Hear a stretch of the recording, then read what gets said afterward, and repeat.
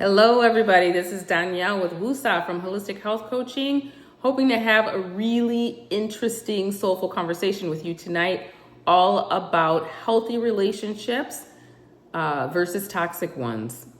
And this is a special requested conversation from some of my single ladies that I'm good friends with. We were talking earlier about the fact that they've never been married. I believe one is in her 30s, a couple are in their 40s. I believe that they just wanted to know from a married person's perspective, for somebody who's been married, person's perspective, who also studies holistic health and well-being in all these different areas of life, including relationships. How can we tell the difference? So honestly, I could go on and on and on, and ain't nobody got time for that. So I thought, let's just cover 3 areas. If you stay to the end of the video, I can promise you that you could at least have at least 3 takeaways on how you can tell what is a healthy relationship. Now, first of all, let me define something right now. I am not talking about casual dating for fun or entertainment. I am only talking about dating, women dating men for the purpose of marriage. That's all I'm talking about. So if that's not what interests you, you just like to kind of like date a bunch of people, date around, have fun, do all that stuff, this is not the conversation for you. This is literally only talking about people that want to be in a committed, non-toxic relationship with a masculine man in his masculine energy, looking for a woman, a real woman in her feminine. All right. So the first thing I want to talk about as women is, what's your relationship like with you? So if you don't like yourself, how do you expect anybody else to be magnetized towards you? So an easy way for you to see how you're doing in that area of life is to look at your other relationships that don't have anything to do with men. Do you make friends easily? Are people typically drawn to you? Do you get in conversations that are engaging and you can hold people's attention and you find them interesting and you find them interesting and you have a great exchange and it's healthy and it's positive? If you can do that consistently, then you know there's nothing going on with you that you need to work on your personality or anything like that. So first of all, look at your own friendships and your ability to have healthy relationships, because in order to have a friend, you gotta be a friend. And in order to have people be interested, you need to be interested. In order to be interesting, you need to be interested. So there's a give and take there, whether you're dealing with trying to find a man or if you're just trying to find any kind of a healthy friendship. So be friends with you first.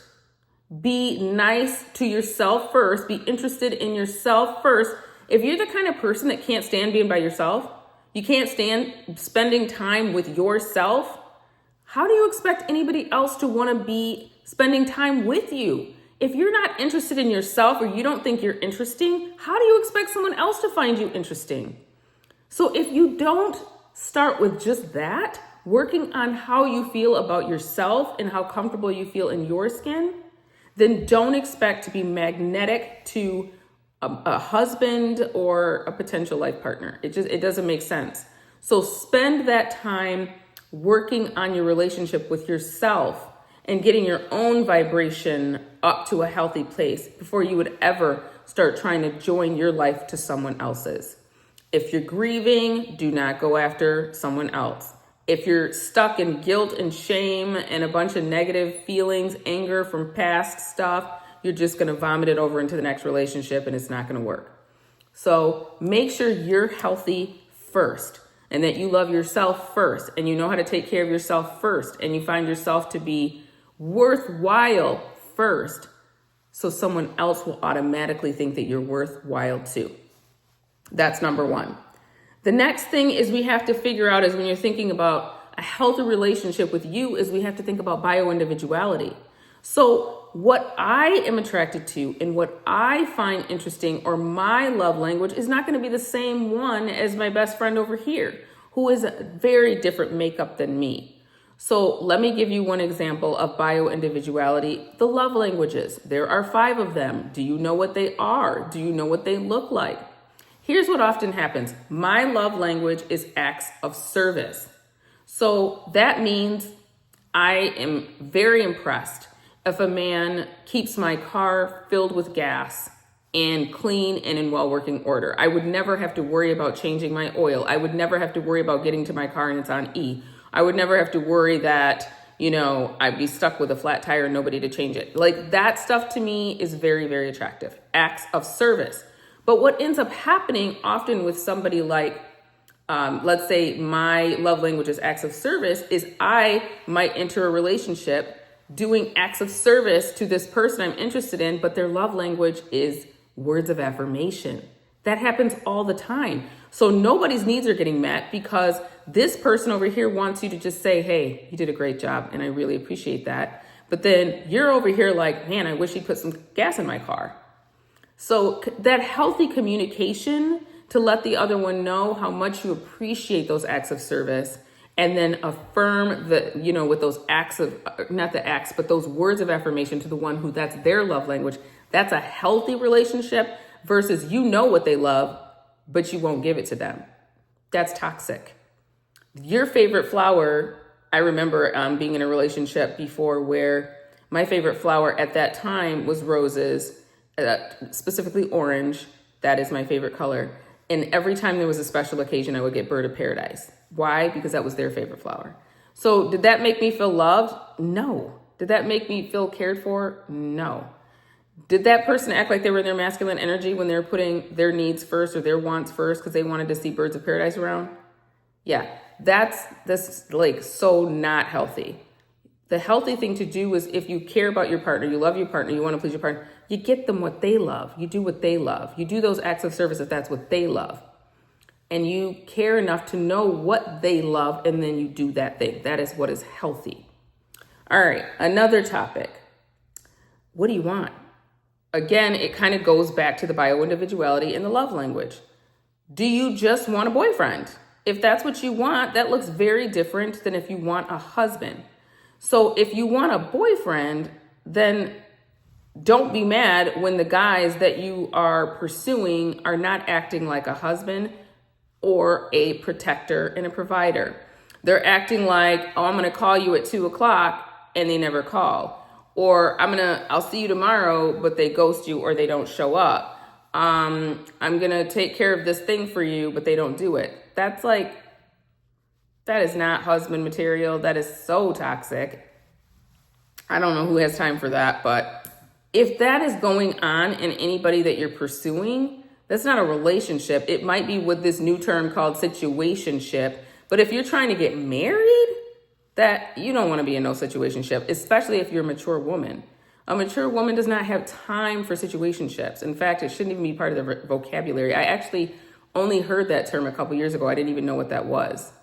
If you're trying to be married, embody what a wife would be like, align with the values of a wife, and then look for a man that is acting like somebody who wants to be a husband. So a provider, protector man, he would never ask you out to dinner and then ask you, are we going in halvesies for the food? Like, if a man can't buy you a plate of food, he sure can't pay the mortgage. If a man can't pay for the date, he ain't paying the bills. Not a provider, not a protector, not a husband, not a healthy relationship. Unless you are not interested in a masculine man and you want a man in their feminine energy that you're going to be taking care of for the rest of your life, that is fine if that's what you want. I don't really know too many that want that, but I mean, some people want to be married that bad that they don't care what it looks like as long as they've got a man on their arm or in their house or in whatever, that they'll do stuff like that.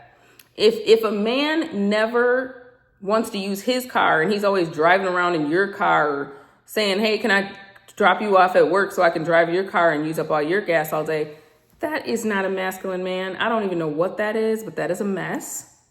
Now, sorry if I take that very personally and if I sound like I'm being really personal, but these are things that would never work for me. So bio-individuality. Now, was there a time in my life that I would have dealt with that stuff? Yeah. Because I didn't know no better. But is that time now? Absolutely not. So I'm at a point in my life where I'm older, so my tolerance is 0 for nonsense. So if you're coming at me with, I said I was going to be here at 5:00 and you show up at 7:30 with weird excuses, I'm not going out with you again. You don't get a second time to be disrespectful like that. Now, if you had a car accident and you can prove it, that's different.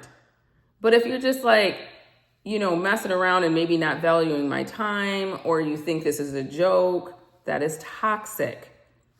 If somebody's going to put their mother or their sister or their friends before you, that is toxic.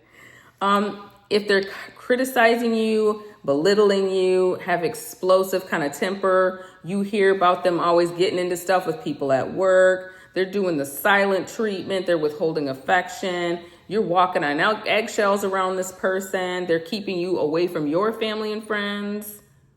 Toxic, not healthy. No, I don't care what they look like. If they act like that, they're gonna get uglier and uglier and uglier every single day. An average looking man that does absolutely extraordinary behavior, they're gonna look better and better and better.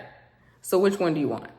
Do you want an average looking man that is so buttoned up and polished and spiritual and thoughtful and respects your love language and takes the time to know who you are so they can honor you the way you need to be honored and makes you feel safe being in your feminine energy, knowing that they're going to protect and provide? I mean, this is kind of a no-brainer. But here's the thing. A lot of times as women, now, I'm not like that. I had a dad. He was always home. My parents have been married for 55 years. Like, I am blessed in that area where I had an example. But there's a lot of women that didn't have an example. There was no man in the house. And there certainly wasn't a man in their masculine. There was a man that maybe lived off the mom or whatever. So they have no idea what normal looks like. They have no idea what their worth is. They didn't have a strong relationship with their dad, which is where their self-esteem and value comes from. So any old kind of man coming through, doing any kind of thing, they're okay with it because they don't know what their worth is. They don't know that they are the cookie, the cream, and the prize, and that's it. So they'll put up with anything. And if you do that, and that behavior is going on while you're dating, which is the best of the time because they're trying to win you, if you think it's going to get better after you get married, oh my word, major mistake. So if you see violent tendencies, a short fuse, any of that stuff while you're dating, run for the hills. Because once you get married, now you're kind of stuck in a mess with toxic behavior that could even be unsafe. If you see just like wildly generous and kind and thoughtful and loving and dependable provider, protector energy while you're dating, that is so healthy and beautiful and wonderful. And that is what you deserve. That is what you should be looking for, not, well, he's not 6 whatever feet tall and, he doesn't make $1 million a year. Like, I mean, you can do that if you want to, but if you want a healthy, masculine man ready to provide and protect and lead this family, I mean, it may not look what you had in your imagination. It might be something to consider. Maybe not be so shallow, because just worrying about what somebody looks like and how tall they are, that's actually something I realized recently, that's actually masculine energy. Men think like that. Women, they think about the safety of themselves, the security of themselves, the security of their children, what their future looks like. They think about all of that stuff, the spiritual connection, being evenly yoked. Does this person have a strong relationship with the creator the way I do? Stuff like that. That's more of feminine energy. So those are the 3 things to think about. What do you want? Are you trying to be a wife? Or are you trying to be a girlfriend? Bio-individuality. What's your love language? What's your relationship like with yourself? Get that right before you ever try to get in a relationship with somebody else. Because if you don't have a correct relationship with yourself, you could be potentially walking into a just a minefield where, explosives, it just a mess. You could be looking at living your life in a mess. So have very high standards for yourself while you're single, and then it's going to be much more easy for you to attract a high value person to join your life with. I hope that makes sense. It's healthy versus toxic for a relationship. And it starts not just with relationships with the opposite sex, it starts with relationships with yourself and with any kind of relationship you have.